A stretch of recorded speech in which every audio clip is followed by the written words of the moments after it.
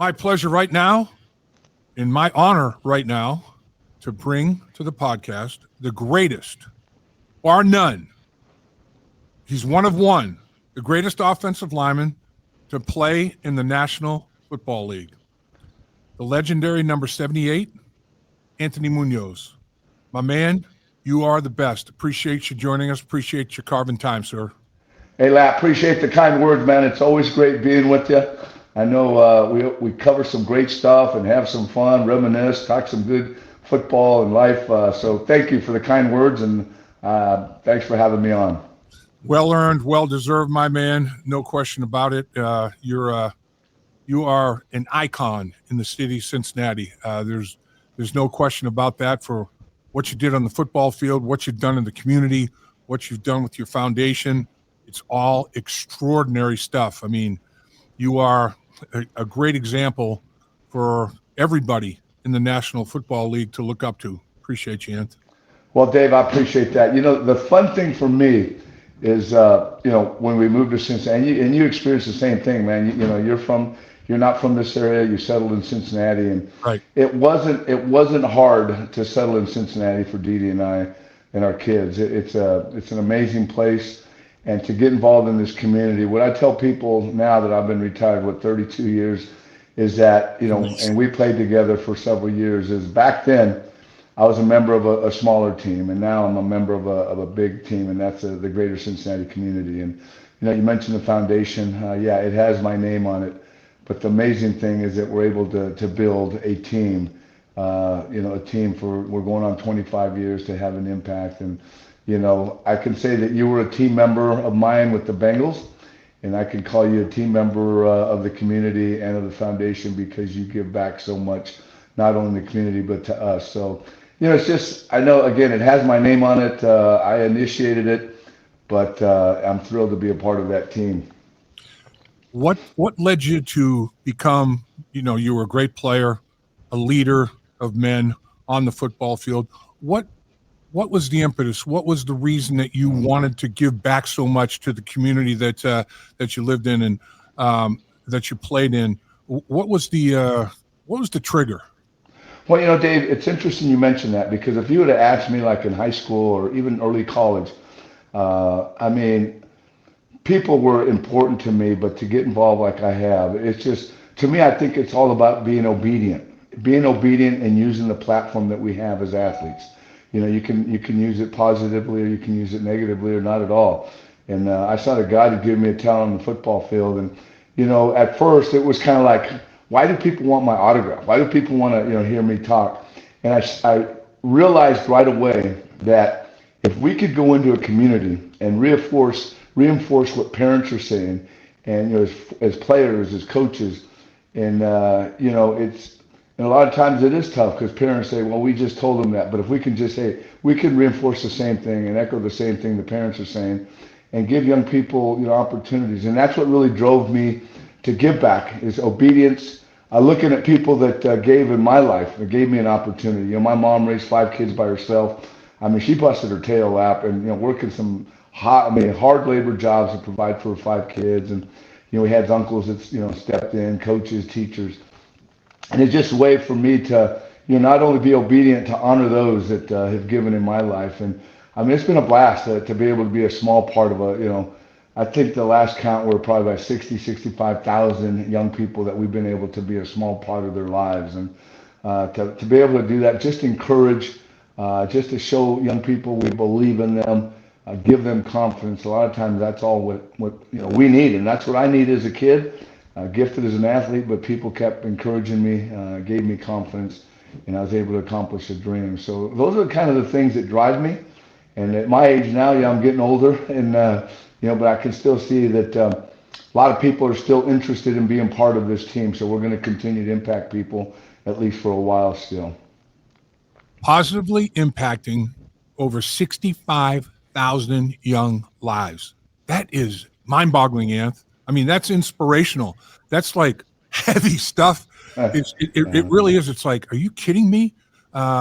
What made you decide when you were done playing football at such a high level, such a Hall of Fame level, that you wanted to go and changed people's lives the way you have, you and Dee Dee. Well, Lap, we waited a little bit before we actually started the foundation. As you know, we have two kids, Michael and Sure. Michelle, and they were pretty good athletes, really good students, and Yeah. so they were off to college. And just like I had a chance to watch Michael for 4 years at Moeller and Michelle at Mason High School, I wanted to make sure that I caught their action in college. And one of the things I did is I waited till about their junior year, and I realized, okay, they only have like a year left, and then they're going to graduate, move on to whatever they're going to do. So I need to really plan. So I knew in those 7, 8 years that I was retired that I wanted to do something. I continued to help other groups, but I kind of had a plan of how we wanted to put together a team and impact kids, physically, mentally, and spiritually. So some different programs. And so when they were about juniors in college, sophomore, juniors, is when I kicked off the foundation because, like I said, realizing they would be moving on and doing their own thing. But I wanted to catch every one of their games in college, which I did with Michael, 4-year starter at Tennessee. Got to watch every one of his games. A little tougher with Michelle with basketball, it was a little more spread out. But we got to travel and watch most of them. And in the meantime, Lap, I was putting together a plan. I was putting together some key individuals that I was going to go to and ask, because you can have a strategy together, you can have some great people, but you need some corporate partners to do what you want to do. And that's been the amazing thing is how corporate partners just jumped on board from the beginning. One of the first ones, my first ask, because he kept saying, "Hey, Muñoz, let's do something together." And that was Jack Cassidy. Jack Cassidy at Cincinnati Bell, and he was my first partner. And I said, "Jack, I'm ready. Let's go." And as you know, this is our 25th year, the foundation, and I can say that Ultifiber, formerly known as Cincinnati Bell, has been our golf partner for this will be the 25th year. Wow. So God willing, we confirm that again here quickly. But so that's been the exciting thing is really for me going and meeting a lot of the CEOs in town and sharing my passion, sharing the mission, and getting this team put together and having a chance. So that's kind of where I was. I know there's a lot of great groups out there doing a lot of great things, but for me, and Lap, we have some programs, and I'm at all the programs because I love being there personally, rolling up the sleeves, and having that personal impact and sharing my story with these young men and women. So that's what I wanted to do. When I started the foundation, I wanted to make sure I was totally engaged, and that's what I've been going on 25 years, totally engaged.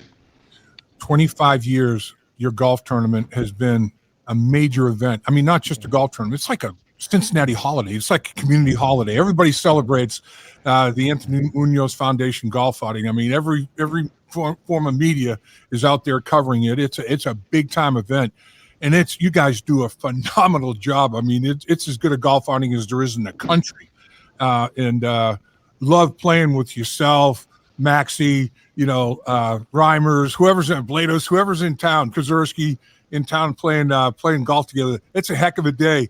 I want to thank you because I really do appreciate it, man. Hey, and like I said earlier, you're a teammate, man. Our dinner would not be the same without Sean McKay and Dave Lapham co-emceeing it and having us a great night. That is always I sit up there at that table in the front row and I just roll, man. I love it. You guys do a phenomenal job, and of course your support, coming out to the golf tournament. So, I love doing it. And that's the great thing about it. You mentioned a lot of names, guys, coaches, players, bringing guys from out of town that support what we're doing, believe in what we're doing, and so that's the fun thing about it. Is it's just not a big party for all the guys. Although guys enjoy it. Bottom line is that we get a chance to really raise a lot of money and impact a lot of young people, and to me, that's what's worth having. Guys like Lapham and Johnny Simmons. Guys that we hear about Max Montoya and those guys, but having guys like Barney Bussey and Johnny Simmons and Ira Hillary, Robert Jackson, along with the Dave Laphams and the Max Montoyas and the Jim Breaches. And the cool thing about it too is it's hard to believe that Zach Taylor's been here 7 years, but him and his coaches have been involved from year one. Which has been amazing. Zach has been a regular attender to our dinner, and so players, coaches, local celebrities, so that's what makes it fun, is that we can go out there and have a great time, but also the bottom line is raising some money for the kids. So, Anth, back in the day, we're going back to your college days at USC. You were a dominant pitcher. You were physically imposing, man. When you strided to the plate, it was like you were halfway there and releasing that fastball like mid-90s, and little breaking stuff to go with it. I mean, you were a dominant pitcher at USC. You had choices. You could have played Major League Baseball. You could have played in the National Football League. Not a heck of a lot of people can say anything like that. There's no question about it. What made you decide that football was where your future lied? Well, baseball was my first love, man. I started playing baseball when I was about 6 years old. Wow. Lied a little bit to play on a 9-year-old team with my brother. And then my brother blew my cover because my birthday's in the summer. And he goes, "Hey, it's Anthony's birthday. He's 7 years old." And the coach looks and goes, "I thought you were 9 years old." And I said, "Well, come on, coach, let me play." And so I played. So that was my dream, was to be a Major League Baseball player. And I, of course, at 6'6", 300 pounds as a senior in high school, Wow. football was where my bread was going to be buttered. But USC, I always wanted to go to USC. I didn't know if I could go there because financially, the only way I could go there is if they would take me on a football scholarship. And when they started recruiting me, man, it was like, I can go there and play football, but I think maybe they'll let me play baseball too, because up until my senior year in high school, I was still thinking baseball. It was really fun because John Robinson, as you know, was my football coach, Right. and then the same era when John Wooden was winning all those national championships across in Westwood, we Yeah. had a baseball coach, Rod Dato, Yep. who was matching Wooden with national championships. I mean, before I got to USC, he had won 10. And you look at his Major League Baseball All-Star team: Seaver, Dower, Kingman. I mean, it's just, you go on and on. Don Buford and Freddie Lynn and Wow. Bill Lee, the spaceman, who you're familiar with Spaceman. up in Yeah. Boston. Yeah. But so they let me play, and I wish I could have played more. I only played 1 year because of injuries. As you know, I had 3 knee operations, but the 1 year I played, you gotta just imagine this. I was the same size on the pitcher's mound, and that was before the big numbers were the baseball players had big numbers. Well, they needed to make me a jersey that fit me, so Rod Dato had number 77 put on a jersey for me. So Wow. I wore number 77 when usually you went like 1 to 24. That was it. And so, man, I got ripped in Texas. I got ripped everywhere with that 77. But first time I really learned how to pitch. I've been pitching my whole life. Yeah. We had a great pitching coach, Marcel Latchman. Coming out of high school, I had a fastball, curveball, and if one didn't work, man, I hope the other one did. Well, I get to USC, and Marcel Latchman taught me a changeup, and I'm thinking, holy smokes, how sweet is this? So I had 3 pitches now, and you probably remember Wow. this name because Don McMahon, who pitched for the Giants, Yep. he was down at SC helping out for a while, and he taught me a slider. Aha. And I tell you what, man, all of a sudden I go from 2 pitches to 4 pitches, and I had a change in the slider that was unbelievable. And I'm thinking, this is fun. So I had a chance to pitch that 1 year. Got about 13 innings in, even as a first-year player. And again, the confidence in football was really growing, and I started to believe I maybe could play in the NFL.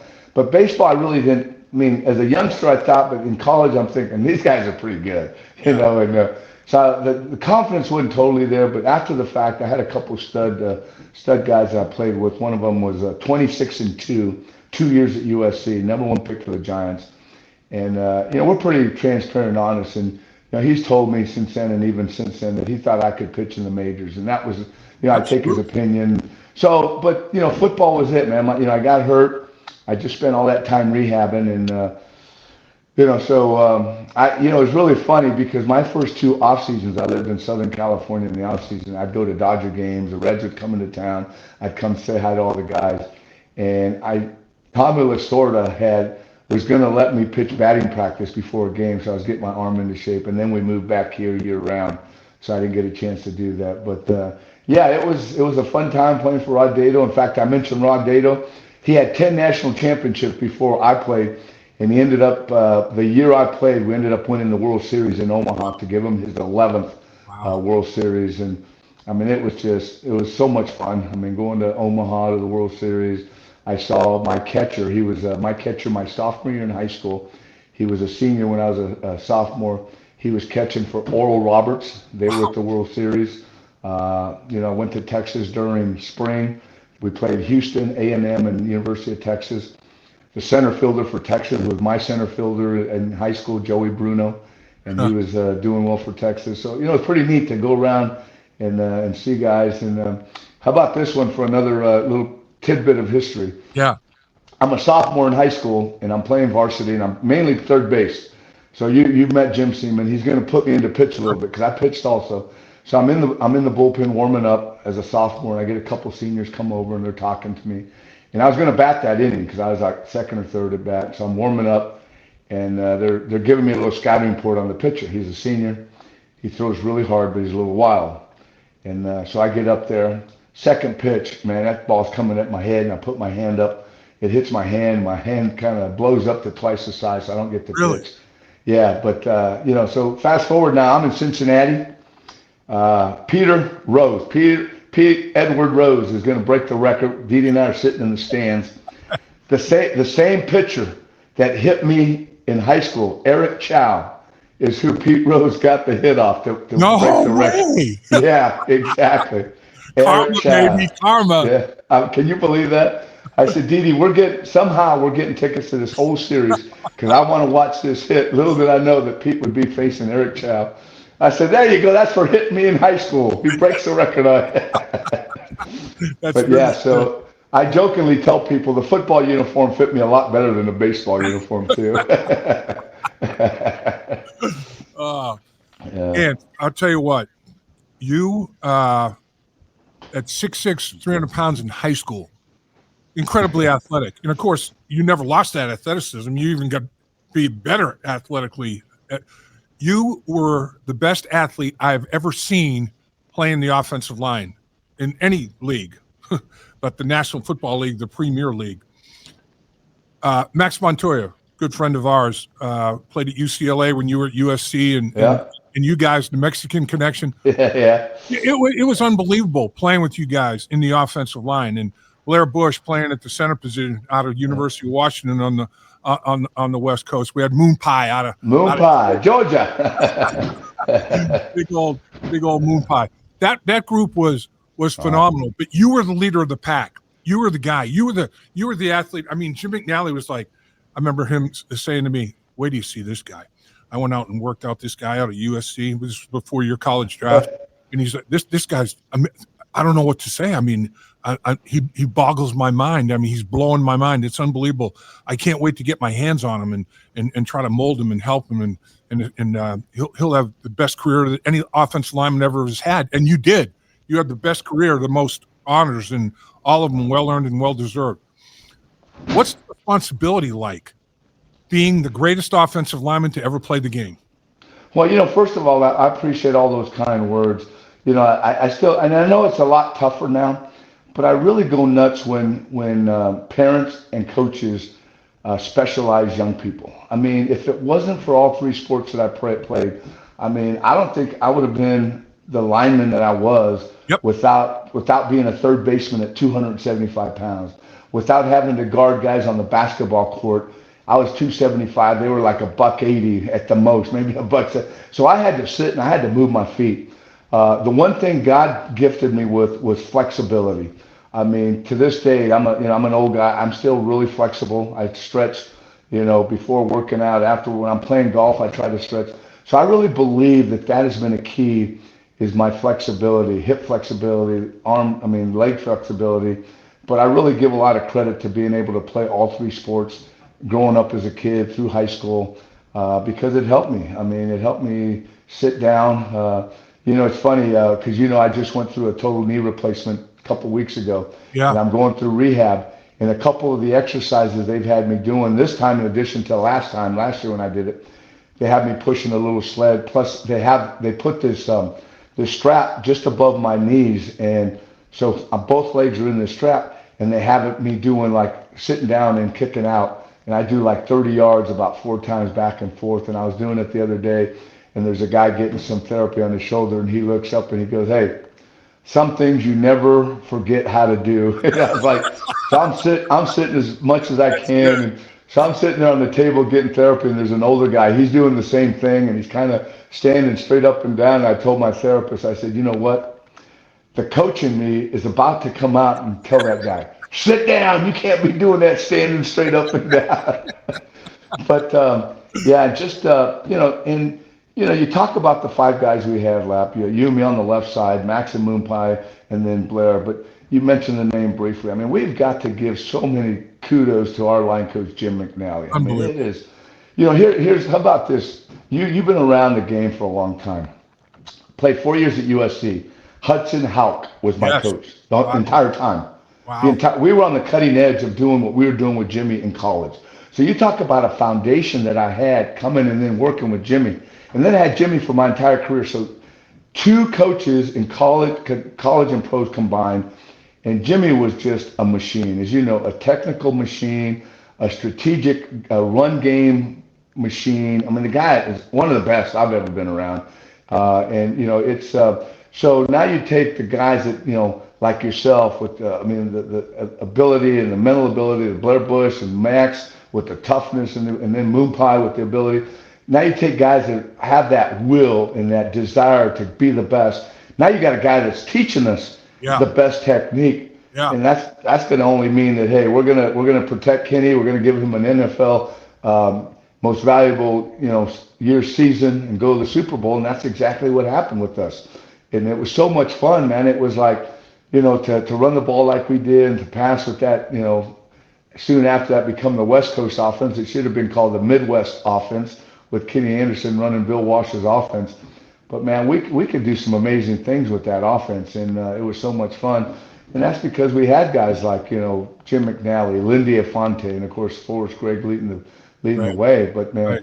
I am so thankful that and that's what I share with young people. I said, you've got to remain coachable, you got to remain teachable. And for me to have the two coaches that I did, two coaches that would eventually be two of the best in the NFL. Hudson Houck with those great Dallas Cowboy teams, Yep. and Yep. Jim McNally doing what he did.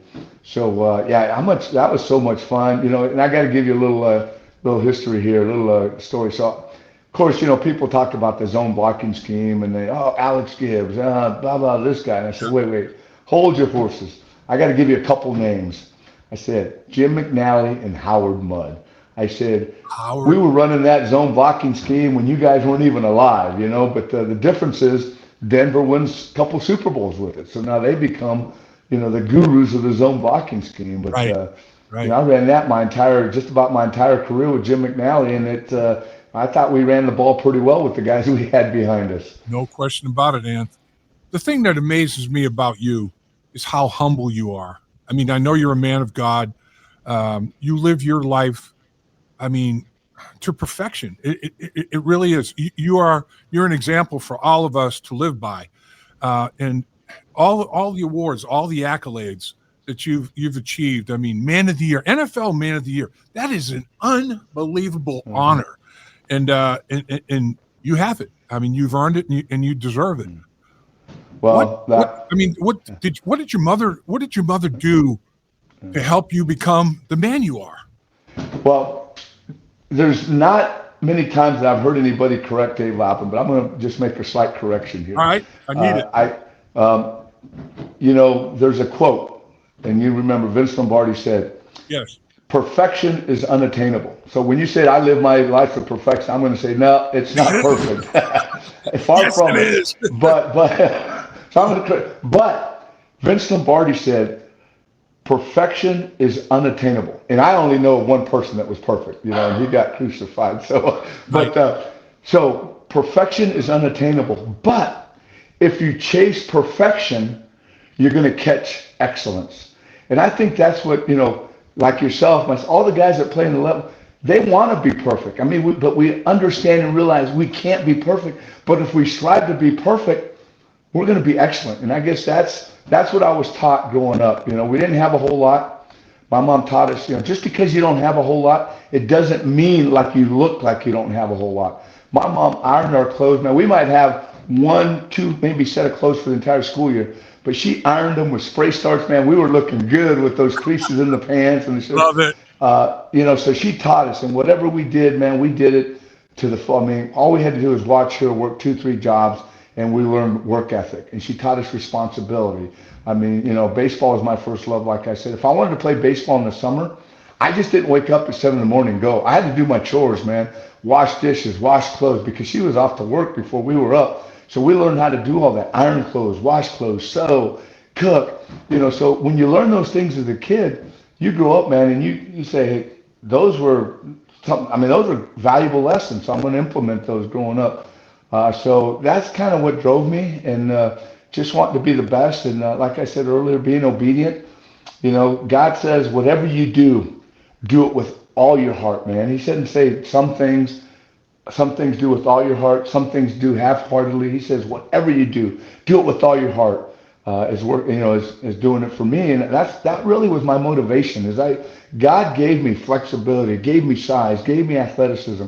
So I was going to take those gifts that He gave me, and I was going to work to be the best, and that's what really drove me to be the best. Not only on the football field, but in life. I wanted to be an example, and understanding that we all make mistakes, but if we really strive to be the best, like Vince Lombardi says, if you strive for excellence, you're going to catch. You strive for perfection, you're going to catch excellence. So that's kind of where I am with things, and you haven't seen the side of me that gets frustrated when I can't get things exactly the way they should be. But I continue to work on that. So that's kind of what drives me. I wanted to. And one of my things I kind of, it really, I cringe when I hear it, when you hear guys that are self-proclaimed leaders. Mm-hmm. I am your leader. I said, no, your Yeah. team, your organization, they determine if you're a leader. Now, you can be a leader, you can strive to be a leader by your example, your work ethic, and what you do. But I'm not going to say I'm a leader. I'm going to let my foundation staff, my small company, and those I play with, if they want to say I'm a leader, then fine. I'm going to humbly accept that. But I'm not going to say I'm a leader, but I'm going to work to be an example for everybody on how you're supposed to do things with, great effort, and try to do and be the best. And that's really, when I was playing, that's what I tried to do with my workouts, with my studying, with my play. It's just, you go out there. I mean, and for me, it's kind of crazy. When they made me the #1 pick, I said, #1 picks, they take you that high because they expect you to come in and not learn for a year, but they expect you to come in and have an impact. So I was determined to come in and start right away. I was determined to come in and help the team right away, because they made me the 3rd pick in the draft. And if they believed that I was the 3rd pick in the entire draft, I had to come in and prove to them they were right. So that's what kind of drove me too. Was just, that's my job, and it cracks me up a lot. And there's a quote out there, and I know everybody uses different quotes, and I like quotes, but there's one out there that I'm just, when people talk about, well, Anthony, I understand why you did that in the pros, because you got hurt 3 times in college. You must have had a chip on your shoulder. I said, no, I didn't have a chip on my shoulder. That was my job, man. My job was to come back after an injury. My job was to perform, because I didn't have a chip on the shoulder because, all these teams failed me. That was their right, because I had these big old scars on my knees and they failed me. So it took one team, the Bengals, and that was my job. I wanted to come in and just, say, hey guys, thanks for drafting me. Now I got to do my job. I mean, I'm getting paid to play this game. It's a way to, play and produce and provide for my family. And so when I hear the chip on the shoulder, now, don't think about it's your job. Prepare to do your job and get your job done. So I kind of chuckle at that when I hear that. Well, I'll tell you, Ant, you were, without a doubt, the best athlete I've ever seen. And I'm not talking about just offensive linemen. I'm talking about quarterbacks, running backs, wide. I don't care. Pick a sport. Baseball, basketball, football, whatever. You're the best athlete I've ever seen. I remember talking to Jim McNally after we went out to USC to work you out, and he goes, Dave, this guy's unbelievable. This guy has athletic traits that are just, for an offensive lineman, are off the charts. I mean, I've never had anybody close to this guy with his physical abilities. He's got a great mind. He's got an unbelievably high football IQ. This guy is going to be the best to ever play the game. And he was right. Jim McNally was right, and he basically helped you become the best football player I've ever seen. What do you Well, think thank about you. Coach Jimmy Mack? He's the best. I mean, to me, the great thing about McNally is and you know all this stuff, he made us not only know the technique, but the overall game. I mean, when you come up to the line of scrimmage, just don't look at the guy you're blocking. Look at the secondary. Look at the linebackers. Look at some tips, some things they're doing that might tip off what they're going to do up front. The great thing I love, and I think I'm starting to finally get that in my golf game, as bad as it is at times, is that if I hit a bad shot, I'm finally starting to realize I know what I did wrong and I can correct it. That's what we had with Jim McNally. If we did something wrong during a game or practice, we knew what we did right away, and we could correct that. And that is a sign of a great coach when you're taught not only some amazing fundamental technique, but you're taught that okay, if that goes wrong, here's what happened. And that's what I love. I tell people if things messed up on the field and I messed up, I'd come run off the sideline, and Jimmy would be there, all 5'9" of them waiting for me, and he'd look up, and he would go, he was great. He'd go, "What were you thinking? And don't tell me you don't know." But so Jim McNally, man, he is, like I said, not only technique, but game planning, run, pass protection, and the stuff that that he allowed me to do, that he gave me the freedom to do with, up on the ball, off the ball, up stance, down stance. Of course, we played, the game most of the time with the down stance, but, playing the up stance. And, if you're in an up stance, as Boomer's going through the cadence, you crowd the line. And, of course, most defensive linemen are down in the 3 because they don't know when you're going to go. Right. And all of a sudden, you take all the ball, and they come off the line of scrimmage, and you're like right on top of them because, you've taken the ball. You cut your split to your guard or away from your guard, and just to kind of mess with the defense, because just when they think they know what you're doing, then you split out a little further from your guard, and you're still working with your guard. Because if you're closer to your guard, you're working with your guard. If you're not, no, it doesn't always work that way. So that was the fun thing about Jim McNally. It's just the toolbox that we had going into a game with the technique and the mindset. And I crack up when I hear young people that are starting to play Pop Warner football. I say, "Yeah, I want to play defense. I want to hit people." I said, "Nah, you can play O-line." And I play with some guys that could hit people, Lapham and Reimers and Montoya and Wilson and Walter and Krzyzewski. I said, it's all about attitude. I mean, I'll never forget, we used to play Pittsburgh, the 34 defense. They would two-gap the heck out of you. And I was like, why are you going to pass set a two-gapper on pass? Just run block the guy and then let him react to what you're doing. So, I wouldn't let the guy, I would run block him, and then I would settle down and then pass block him. So you can hit guys. But that was the fun thing about playing offensive line for me, and then playing with Jim McNally and all the guys we played with that I just named.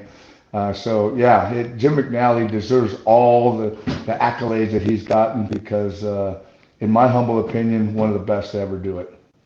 Well, you are humble, and your opinions are always humble. But I'm telling you, you are the most physically dominant offensive tackle to ever play the game of football. And Jim McNally knows it. I know it. Everybody that played with you knows it.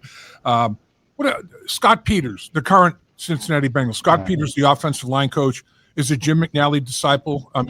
He's learned all the techniques, fundamentals that Jim McNally teaches. And Jim McNally's very high on Scott Peters, and Scott Peters thinks the world of Jim McNally.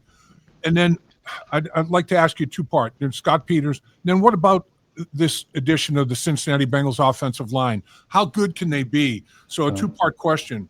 How fortunate are the Bengals to have Scott Peters coaching this edition of the Cincinnati Bengals offensive line? So first of all, I was excited when Scott Peters came in. I worked a couple camps with Scott Peters before he actually got into coaching full-time. I hate to say it, but I worked an OTA up in Cleveland with Scott Peters when I used to go around and work OTAs and summer camp with other NFL teams. So when they hired him, I knew about Scott Peters. I know about his, playing for Jim McNally, doing the Jim McNally techniques, but also incorporating some of his techniques. So the mental approach, I love, a guy that trains martial arts after retiring and then teaching the offensive line coach. So I love what he's teaching. The only thing that, like I mentioned earlier, we had we have the opportunity to stay up in the stands, but I'm not one that believes in staying in an up stance every single time. I like down stance. I like the down stance the majority of the time. I like down stance in 3rd and 1, 4th and 1, even in pass blocking. And so that's the only thing that, with this present day line that I don't know if it'll happen. I watch other offensive lines that are pretty good in the NFL, and their tackles, the whole line is down, up, down the majority of the time. They still have the ability to slide out there and get the wide rusher, even though, those guys are getting much faster. They can still do that. And so to answer your question, I love Scott Peters. With the line now, I wish I would see a majority of the time down stance, but maybe that's just not his style, the style what they're doing now. That's where I am right now. I think, they got some good young guys, some veteran guys. I think still they're playing much better as the season goes on. I think if we can have a little more consistency, I like what's going on. I mean, anytime you throw the ball for over 3 and you run for over 100, that's the offensive line's getting it done. So, right. It's I like what's going on, and being able to keep this group, maybe add a piece or two in the off season. I think offensively, we should be good going into next year. Keep everybody healthy. I believe the majority of the guys are signed for at least a couple of years, so that they'll be here. And I think so I like what's going on offensively. And finally, the 2025 Bengals at 5-10. I'm surprised. I thought they were going to be better. I thought they're going to have a better season. Injuries, there's all kinds of factors, all kinds of reasons they're at 5-10. They just played, a hell of a game, put 45 on the board. They have 2 games left against teams, Arizona and Cleveland, that are struggling. They could win those 2 games, finish with 3 straight wins, go into 2026, on an uptick, have a little foundation laid. Why do you think this team struggled like it has this year? Well, first of all, you said you're surprised. I was very surprised too. I am surprised the way the season's gone. As you know, I usually go down to camp. I do the preseason games, and I kind of watch, even though the guys don't play a whole lot preseason. And I felt pretty optimistic about the team. Of course, it doesn't help when your quarterback gets hurt. But to me, we talked about the offensive side of the ball. The defensive side of the ball just hasn't gotten it done. I mean, you look at the pressure on the quarterback, the sacks, the ability. I mean, I think going into this last week, we were 32 out of 32 in stopping the run, giving the run. I mean, you just can't do that and expect to win games. Yep. I don't care and we've proven it. I don't care if you score 25 to 35 points every game. You're still going to lose games if you can't stop them. Yep. So I was very surprised. The lack of pass rush, I thought maybe it'd get better from last year to this year, stopping the run. But I think defensively, we got a lot of work to do. And if we can get, anywhere middle of the road to just north of middle of the road defense, look out. I think you can look out for this next year. And, I'm hoping I can make another trip to SoFi as we did several years ago. I believe that's where the Super Bowl is after San Francisco this coming year. But so that's where I am. I think defensively we got a lot of work to do. I don't think as much offensively, although you're always working to improve. You always can improve year to year, and you and I know that. I mean, you have a Super Bowl year, you come off the Super Bowl year, and you want to get better. You have an All-Pro year, you work to get better. Right. And I think that's where this team is. They got a lot of work to do, and even the offense, they can put some points on the board, but they got to get better. They got to be more consistent, get better. So defensively, we got some pieces to patch up, and hopefully, again, how you do that, I don't know. I mean, I think one of the 2 number ones, at least from what I've seen, is playing better. Miles, I think he's starting to play better here. But we need, and as well as I do, man, you get that pressure, your secondary gets better, your linebackers get better. They don't have those offensive linemen coming off on the second level and picking them up. And, you don't have to guard guys that much longer because you can't get to the quarterback and he's sitting back there all day trying to find a receiver. So I don't know. We'll see. I think I'm excited. I'm a Zac fan, so I'm glad that I didn't think he was in trouble anyway. A lot of people were calling for his head, and I thought, no, Yeah, you want this guy leading the pack, and so let's see. Let's see what I think the offseason will tell a lot of what's going to happen in 2026 with what they do in the offseason. Well, Ant, I can't thank you enough. Appreciate you carving time. I know you got a lot going on. It's the holiday season. There's a lot of things that you could be doing other than a podcast with me. So Oh no. for you to be gracious enough to join me in this podcast today, I can't thank you enough. And hopefully the Cincinnati Bengals turn it around, man. It's this city and the community and the players and the coaches, they all deserve a team with more success than what we've had this season. Hopefully 2026 is going to be a very big year. Maybe go to the big one. Maybe hit a Super Bowl. What do you think, Ant?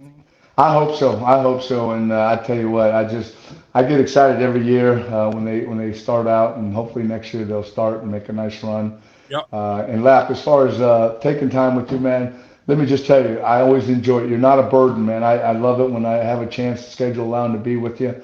So there's a good way to start the day. Just good conversation, football, life, reminiscing about our days, and that's always a blast.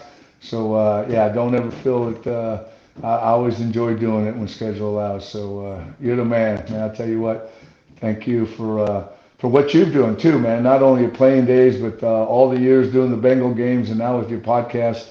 I tell people, there's few games when I stay for the complete game at Paycor, and I know when I jump in the car, I'm going right to the radio broadcast because I love hearing you and Horde, and especially you finishing up the game. So you're the man, and I'm sure I'll see you soon here. Yep. You and Lynn, the kids and grandkids have a great Christmas. You do the same, Ant. You more than deserve it. Have the merriest Christmas and happiest New Year anybody could ever have, because you are the man. Thank you, sir, and you too. You have a great one. Enjoy. Appreciate you, Ant.